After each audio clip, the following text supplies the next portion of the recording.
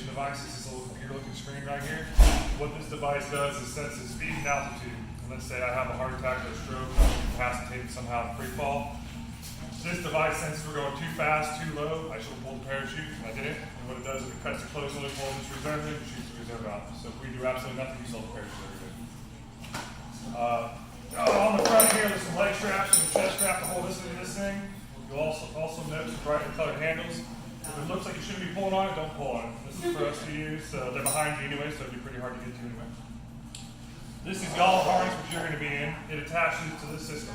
There are 2 upper attachment points right here, 2 lower attachment points down here by the hips, 4 total.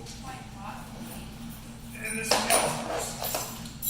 The 2 upper hooks by the shoulders are rated 5,000 pounds apiece. The 2 lower hooks down here are 2,500 pounds apiece. That's 15,000 pounds total. The webbing is type 7 webbing. It's rated 6,000 pounds. And most of it is double back, so it's 12,000 pounds. So this thing's picked up an F-150 and keep on going, so I'd be impressed if you could rate it. That being said, when we're in the plane, we're not hooked up the entire time. We're jumping at 14,000 feet. It's about a 10-minute plane ride up. So let's say you start getting hooked up about halfway, 7,000 to 8,000 feet, because you don't want to be strapped to some strange man the entire time you're close. It's kind of awkward. So let's say 3,000 feet, remember we're on the 14, the wing of the plane just catastrophically falls off and we have to get out immediately. If I just get one of these hooks on me and hop out, you'll be fine. You'll be hanging in kind of weird, but you'll be under a parachute floating to the ground. Also, when people get nervous, they tend to like to hold on to things. It's a perfectly normal human reaction, makes you feel more secure. But if you're grabbing the planes we're trying to leave, or you accidentally grab one of the handles on the parachute system, it can be kind of hairy, so we don't want that. So, some of the instructors here will take this excess webbing right here, make little loops out of them on either side. Like that, we call them happy handles. It's a place for your hands to go when you get nervous. I also say you can hold the whole harness right here. Just if your instructor says, hey, hold on to your harness and hold your handles, this is what he's talking about. Goggles are mandatory. We're doing 120 miles an hour. You can't see them without them. If you want to wear your glasses when we go, we have goggles to go overneath. So I always tell people I take you, rather you have your goggles a little too tight than too loose. You're only going to have them on for a couple minutes while you're in the plane, so if they're kind of uncomfortable, just suck it up till you get out. Once you get out, you want to know you have them on, adrenaline kicks in, everything else is going on, your brain's overloaded. These are really nice and snug, especially you don't want your goggles blow off and you lose your glasses as well. I lost a contact last time. Last time it was going, yeah, sometimes the air will get in there a little bit. It's nice and snug on. But it was still awesome. There you go. That's all that matters. Jumpsuits, you can wear a jumpsuit if you want, but it's hot. I wouldn't wear one. This is what I'm going to go in today, shorts and a t-shirt. I'm kind of in the AC and I'm already sweating. So when it's time to go, I'll take you out to the TV screen and shows you who you're going to go with, what load you're on. When it's time to go, your instructor will come find you, put you in the harness. When it's time to load, now loading call, we'll go out to the plane. He's training a new pilot, so there's not 2 benches in there anymore. There's only 1 bench, so one side's got to sit on the floor. It sucks, but it is what it is. We sit facing the rear of the plane. If you're sitting on the bench, we sit straddling the bench facing the rear. So if I was taking you, you'd sit in front of me, so on, so on. On the floor, it's the same thing, but you're sitting on the floor. Welcome back. For taxi takeoff and landing, we have to wear seatbelts, so we'll just put a buckle of seatbelt through your harness. If your instructor says, hey, put your seatbelt on, just buckle it through your leg strap, strap it back on, so pretty straightforward. At 1,500 feet, we'll take our seatbelts off. I'll take it off you, or if your instructor says, hey, take your seatbelt off, just unbuckle it and drop it on the floor. We're going to 14,000 feet, about a 10-minute plane ride, sit back and enjoy the plane ride. About 7,000 to 8,000 feet, you can start getting hooked up. That's where you become a good friend with some strange man, good buddies. By 14,000 feet, we'll be hooked up, ready to roll, nice and snug down, double checked everything, got over the exit again. Red light will come on, which signifies we can open the door, check the spot. When the green light comes on, people will start leaving the aircraft. Tandems are in the back of the plane, so as people leave, we'll slide down to the door. Usually the way I do it is when I say we're on the end of the bench, the door's right off the right side of the bench, we're not going far to get to the door. I usually say, hey, put your hands in the harness, leave your hands in your harness until we get outside, you feel me tapping me on the shoulders. So we'll get up off the bench, kind of crouch down like a baseball catcher. Ceiling of the plane's kind of low, so if you stand up like this, I'm on your back, there's a parachute on mine, you wedge us to the ceiling.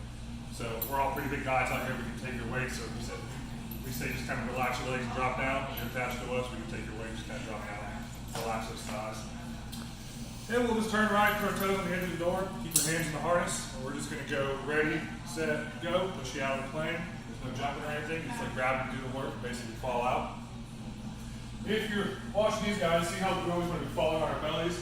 Best body position for that is arching. Think about arching from the hips. It allows us to keep us stable on our bellies where we want to be.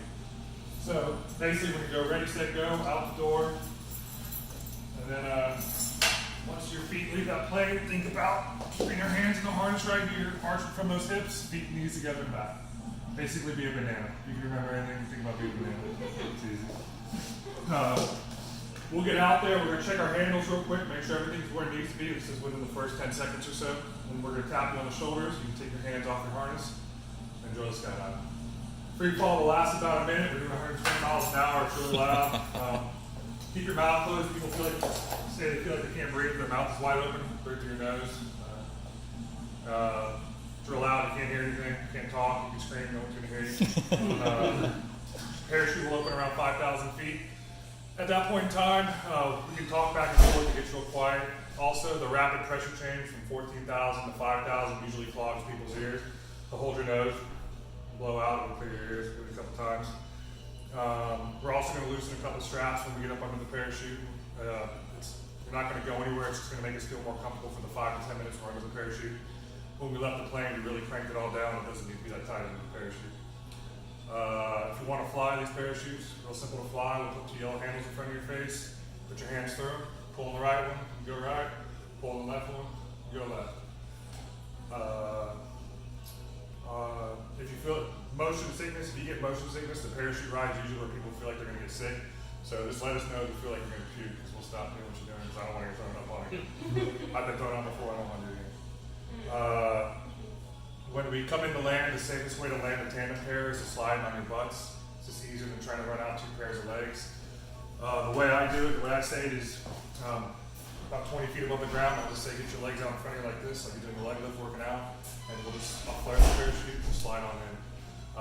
Don't plant your feet on the grass because we're moving forward. If you plant it, it's a pivot point. We'll go over like that. Just let them slide on the grass. Yeah, just let them slide on the grass.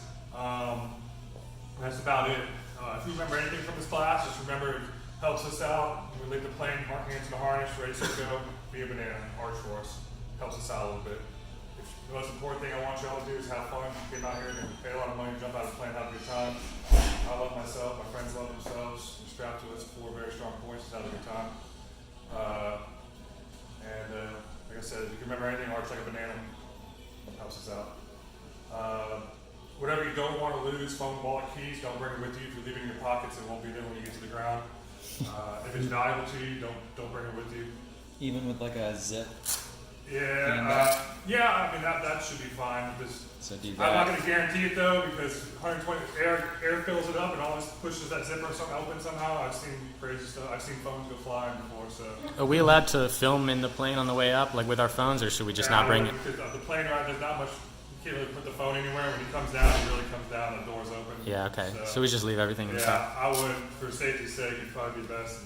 Yeah, this is For probably like 100%, around like you're that not too. going to lose anything. I have a quick question. I'm like 6 foot, 6'1". So like, is the guy strapped to me going to be like taller than me to where I can still do the butt landing? I mean, I'm taking people. I'm 6'1". I'm taking guys like 6'8", 6'9". Okay. Yeah. And guys like 5'2". Some of the jump instructors out here are like 5'2", and they're taking guys like 6'5". So. Okay. Cool.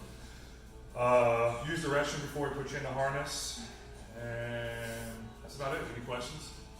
If we wanted you to do like a ton of flips for this guy right here, or whoever's with him. Probably gonna be doing some flips. All right. This happens. What's the occasion?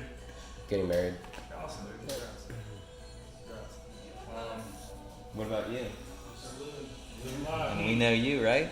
Where are you guys out of? Where are you guys from?